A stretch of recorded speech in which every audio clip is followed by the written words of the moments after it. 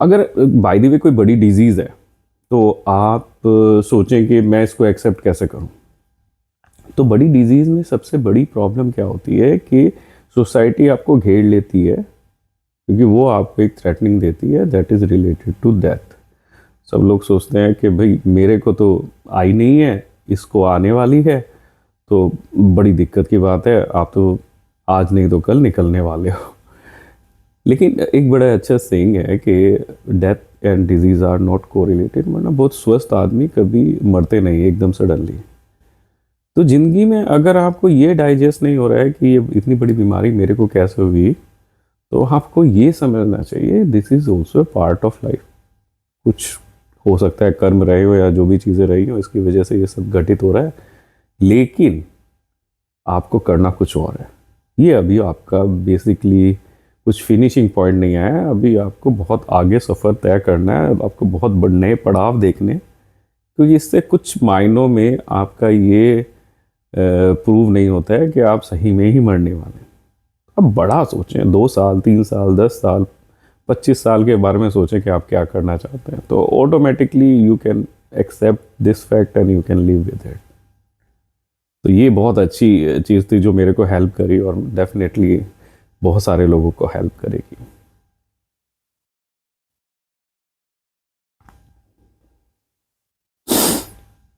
अगर मैं बात करूं सपोज कीजिए, जब आपको बहुत ज़्यादा स्ट्रेस हो रही हो, बहुत ज़्यादा स्ट्रेस हो रही है कि आपकी जॉब में इतनी प्रॉब्लम क्यों है,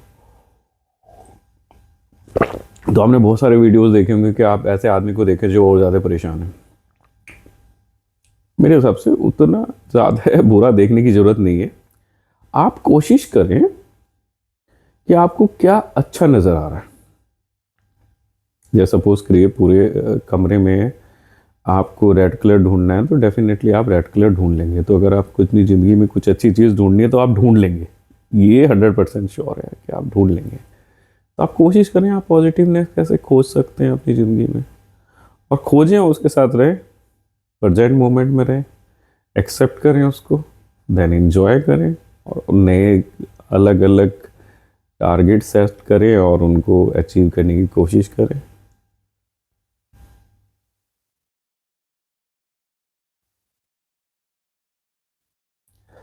जब मैं कभी बोलता हूँ कि आपको कोई बड़ा इम्पॉसिबल गोल सेट करना चाहिए,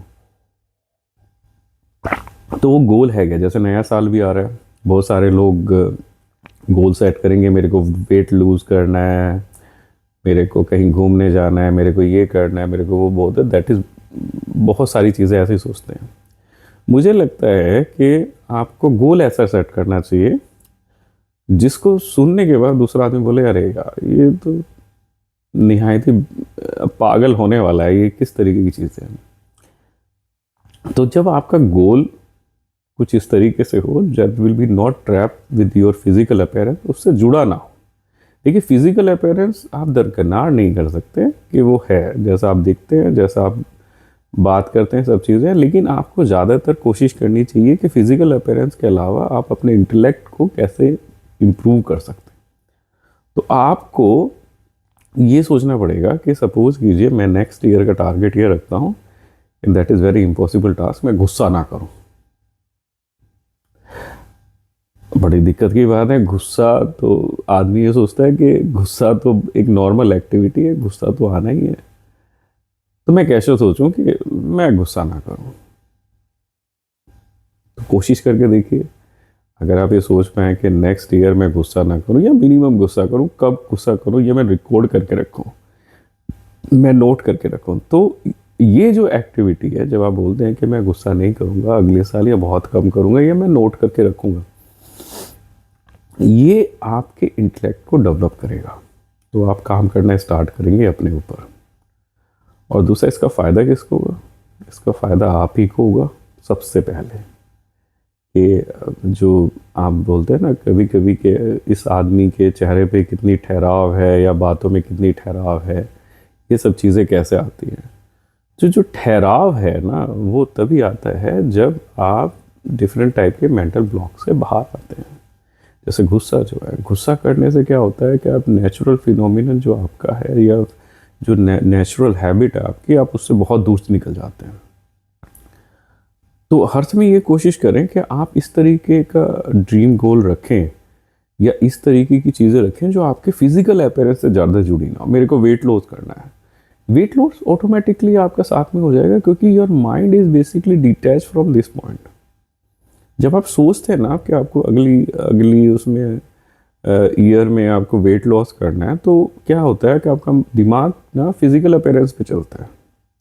अगर आप ये सोचते हैं कि मेरे को अच्छी स्वस्थ लाइफ जीनी है और मेरे को गुस्सा नहीं करना, तो ऑटोमेटिकली जब आप गुस्सा नहीं करते ना, तो आपका वेट अपने आप डाउन होगा, क्योंकि आपके जो डिफरेंट क्रेविंग है वो शांत हो जाएंगे।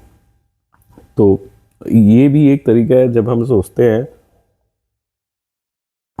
कि आप ये सोचें, सपोज कीजिए कि आपको वेट लॉस करना है, तो मैं आपको एक थोड़ा सा डिफरेंट सिनेरियो बताता हूँ। आप कुछ ऐसा सेट करें, जैसे सब मेरा कहना ये है कि अगर आप मेरा कहना मानेंगे तो आप सेट करें नेक्स्ट ईयर आप गुस्सा नहीं करेंगे।